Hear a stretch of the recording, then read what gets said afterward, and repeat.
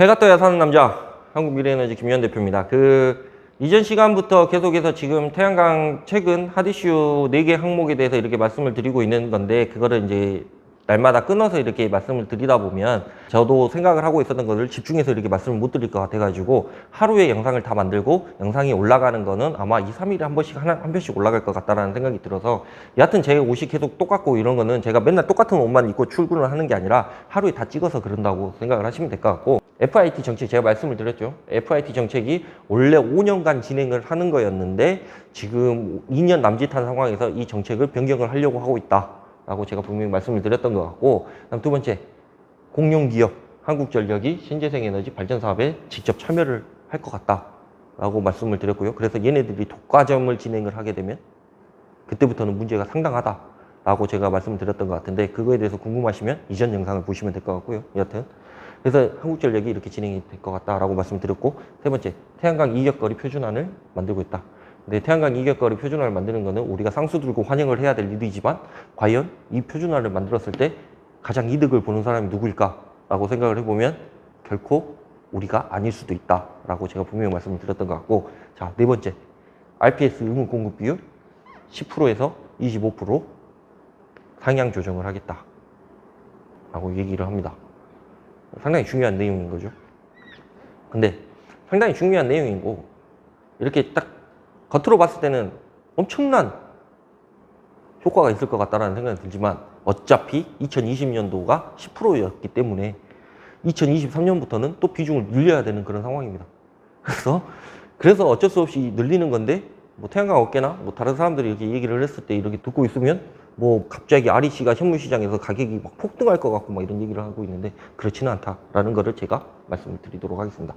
RPS 의무 공급 비율 10%에서 25% 상향 조정을 하겠다라고 얘기를 하는 건데, 2021년 기준 9%에서 2022년에는 10%로 되는 거였는데, 이 이상이 아직 개정이 안 돼 있었던 상황이었습니다. 근데 지금 2022년, 그러니까 마무리하는 이 시기에서 어쩔 수 없이 2023년부터의 계획이 나와야 되기 때문에 2023년부터는, 그래서 2023년, 2022년 이후부터는 25%로 이거를 올리겠다라고 얘기를 하는 건데, 지금 26일 날 아마 이게 본회의가 통과를 하는 걸로 제가 알고 있어요. 아직 진행을 하는 건데, 근데 여야가 합의는 했다는 내용인 거고, 그래서 25%로 상향을 하겠다라고 얘기를 하는 건데요. 이거에 대해서 제가 한 번 더 말씀을 드리도록 하겠습니다. 근데 이거를 이해를 하려고 생각을 하면 RPS 제도가 뭔지에 대해서는 알고 계셔야 되기 때문에 RPS 제도에 대해서 정말 간단하고 정말 쉽게 설명을 드리도록 하겠습니다. 공급 의무 발전사, 에너지 발전사라고 제가 저번에도 말씀을 드렸죠. 정식 명칭이 에너지 발전사입니다. 에너지 발전사에서 2021년 기준 23개의 회사가 있습니다. 제가 저번에 말씀드렸다시피 한국지역난방공사, 서부발전, 남동발전 이러한 전기를 만들어내는 회사인 거고, 여기에는 한국전력 자회사 애들도 6개 회사가 포함이 되어 있는 그런 상황인 거고, 이 회사들이 500메가 이상 전기를 생산을 하는데 공급 의무 비율에 따라 신재생 에너지로 할당량을 부과를 받게 되어 있습니다. 그래서 요 신재생 에너지를 할당량을 부과를 받은 거를 직접 운영을 해서 할당량을 채우는 방법이 있고, REC를 구매를 해서 할당량을 채우는 방법이 있는데, 이 REC 구매 때문에 RPS 제도가 나온 거고, RPS 제도 때문에 우리가 장기 계약을 맺어서 20년간 꾸준한 수익을 받을 수 있다라고 제가 말씀을 드렸던 것 같은데, 요거에 대해서 더 자세히 알고 싶으신 분들은 한국에너지공단 뭐 홈페이지를 방문하셔도 되고, 아니면 저희에게 무슨 내용인지에 대해서 얘기를 해달라고 하면 제가 말씀을 드릴 수 있을 것 같습니다. 공급 의무자 범위 총 23개사라고 제가 말씀을 드렸고, 21년 기준으로 뭐 이런 회사들이 있습니다. 얘네들은 1시간에 전기를 500메가 이상 생산해내는 회사인 거고, 얘네들이 500메가 이상 발전을 하게 되면 1시간당 50메가는, 그러니까 2022년 기준에 50메가는 신재생 에너지로 채워야 된다. 봐보면 요 내용이 어디에 나와 있냐면 한국에너지공단 홈페이지에 나와 있습니다. 그래서 해당 연도가 12년부터 시작을 했기 때문에 RPS 제도가, 이전에는 발전 차익 제도라고 해서 FIT 제도가 있었습니다. 근데 그거에 대해서는 제가 나중에 따로 설명을 드릴 수 있으면 제가 한번 설명을 드릴 것 같은데, 굳이 없어진 제도를 제가 설명을 해드릴 필요가 있을까? 근데 해드릴 필요도 있을 것 같습니다. 왜냐하면 RPS 제도랑 비교를 하면서 이제 말씀드려야 될 것 같은데, 그건 다음에 여튼 시간이 되면 제가 말씀드릴 것 같고, 해당 연도 12년부터 진행을 했고, 그때부터 2%, 2.5%, 3%, 3% 이런 식으로 계속해서 늘려갔습니다. 그래서 2022년도에는 10%인데 2023년 이후에는 없죠. 지금. 그래서 요거를 늘리는 뭐 정책을 펴야 되기 때문에, 그래서 요거를 얼마로 늘릴 것이냐 라고 해서 여야 합의를 본 게 25%까지 늘리자라고 얘기를 한 그런 상황입니다. 현물시장 REC 가격 상승 2012년 그러니까 처음에 RPS 제도를 처음 시작을 했을 때 REC 가격이 한 장당 16만 원이었습니다. 꿈과 같은 얘기죠. 제가 기억으로는 2012년도에 16만 원이었는데 그때 2016년, 17년 아마 이때쯤인 것 같아요. REC 가격이 20만 원이 넘었었습니다. 그때 당시에는. 지금 같은 경우에는 정말 꿈 같은 얘기인 거죠.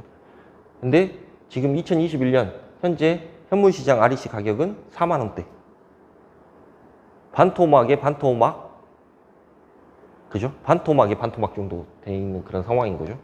그래서 4만 원 가지고는 이게 태양광의 수익이 그렇게 높지는 않다라는 게 현실적인 이야기인 거고, 그래서 그 4만 원대인 거가 공급 의무 비율이 높아지면 얘는 그 에너지 발전사에서 사야 되는 양이 많아지기 때문에 당연히 수요와 공급에 의해서 REC 가격이 상승을 할 것 같다라고 많은 분들이 예측을 하고 있습니다만, 제가 봤을 때는 그것도 그때 가봐야 알 것 같다라는 게 제 생각인 거고, 중장기적 사업의 지속이 가능하다. 그래서 태양광 시장이 이제 끝물이다 라고 생각하시는 분들한테 우리가 얘기를 할 수가 있을 것 같아요. 그래서 태양광이 끝물이 아니라 이제 걷기 시작했고 이제 뛰기 시작했고 이제 곧 있으면 날아오를 시기인 것 같다라고 제가 저희 회사 밴드 분들한테는 계속해서 말씀을 드리고 있는데, 유튜브를 통해 가지고 처음 말씀드리는 것 같습니다. 여하튼 태양광 시장이 끝물이 아니라 계속해서 진행을 할 수 있는 계기가 마련이 됐다라고 보시면 될 것 같고, 전 시간에도 말씀드렸지만 약간 민감한 얘기인 거죠. 대통령 선거, 국회의원 선거가 있습니다. 있게 되면 중장기적 사업이 지속 가능할 것 같다. 그래서 RPS 제도가 아무래도 이렇게 상향이 되다 보면, 의무 공급 비율이 상향이 조정이 되다 보면 이거를 단계적으로 높일 거기 때문에 그 안에서 계속해서 우리가 사업을 할 수 있을 것 같다라는 생각은 드는데요. 근데 이제 문제는 대통령 선거, 국회의원 선거, 제가 이 얘기를 왜 하냐면 지금 정부가 추진을 하고 있는 것처럼 이런 정책들이 과연 이게 판이 뒤집히게 되면, 지금 야당이 권력을 잡게 되고 이렇게 진행이 되면 과연 이게 실효가 있을 것 같다라는 생각은 하지 않습니다. 아마 아시다시피 정권이 이제 교체가 되게 되면 그 다음부터는 우리가 불보듯 뻔하게 신재생 에너지 사업에 관한, 왜냐하면 요즘에 최근에 문재인 정부가 하고 있는 이런 것들을 봐보면 엄청나게 신재생 에너지에 대한 정책들이라든가 이런 것들, 대규모 뭐 이런 것들이 엄청나게 쏟아져 나오고 있는 그런 상황이기 때문에 정권이 교체가 되면 그거에 대해서 다 들여다보고 도대체 무슨 일을 꾸몄는지에 대해서 다 얘기를 할 것 같은데, 여튼 요게 지금 현 상황으로 계속 유지가 된다라고만 보면 뭐 그냥 계속해서 한 5년 정도는 조용히 이렇게 넘어갈 것 같다라는 생각이 드는데, 그 이후에는 모르겠어요. 아무튼 정권 교체가 되면 또 신재생 에너지, RPS 뭐 이런 것들에 대해서 또 뜯어고치고 뭐 이렇게 진행이 되는 뭐 이런 상황이 올 수도 있다라고 말씀을 드리려고 제가 이 말씀을 드리는 거고요. 자, 누구를 위한 제도인가? 그 전 시간에도 제가 늘 마지막 말미에는 누구를 위한 제도인가 라고 말씀을 드렸는데, 대기업, 공기업 진출 합리화를 시키기 위한 상향 조정이 아니었을까라는 생각이 듭니다. 왜? 대기업과 공기업이 진출을 하게 되면 얘네들도 돈을 벌기는 해야 됩니다.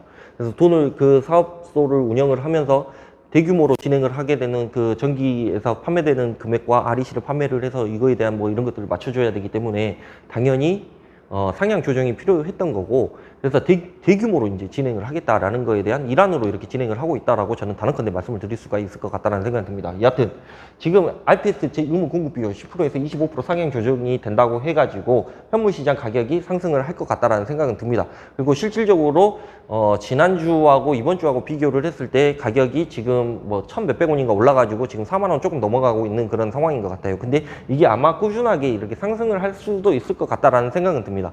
근데 과연 이게 일반 사업자분들을 위한 사업이라고 얘기를 할 수 있을 것인가에 대한 의문점이 좀 있는 거고, 대기업이 향후 2년, 3년 안에 엄청난 발전소들을 가지게 되고 이 발전소들에서 나오는 걸 가지고 우리는 REC 가격이 현물시장이라든가 장기 계약을 통해 가지고 거래가 된다고 하면 일반 발전 사업자, 그러니까 지금 우리 발전 사업자분들은 이미 이제 장기 계약을 다 어느 정도는 진행을 해놓은 상황이고, 앞으로 발전소가 건립이 되는 거에 대한 걸림돌이 있기 때문에 이분들이 더 이상 뭐 진행을 할 수 없을 수도 있고, 아니면 그게 극히 드문 일이 될 수도 있을 것 같은데, 여하튼 그분들 같은 경우에는 뭐 대기업 그분들을 위한 사업이 아니라 이런 대기업, 공기업 진출을 위한 교두보를 마련을 해준 거와 같다라는 게 이제 제 생각인 거고, 그래서 우리가 무엇을 해야 될 것이냐, 부분에 대해서는 저도 나름대로 생각을 하고 있는 게 있고, 그래서 그거에 대해서 좀 진행을 하고 있는 그런 상황인데, 여하튼 간에 지금 최근 핫이슈 4개에 대해서 제가 말씀을 드렸습니다. 첫 번째가 FIT 제도가 변경이 될 것 같다라고 말씀을 드렸고, 그 다음에 공룡기업 한전이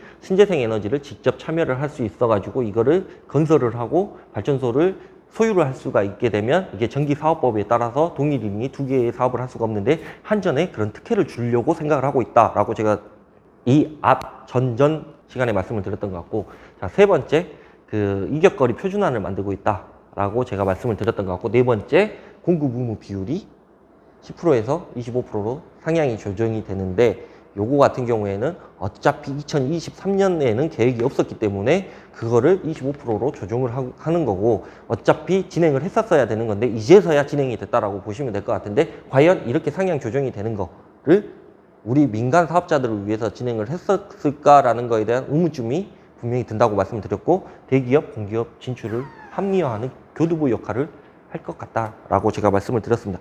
그 지금 영상을 제가 찍고 있는데, 그 영상을 찍고 있는 거에 있어가지고 제 개인적인 견해들이 상당히 많이 거기에 내포가 돼 있습니다. 그래서 물론 이제 지금 현 정부가 대기업이나 공기업 위주의 태양광 정책을 이제 펴고 있다라는 거는 현업에서 일하고 계시는 분들은 다 알고 있는 그런 내용인데, 문제는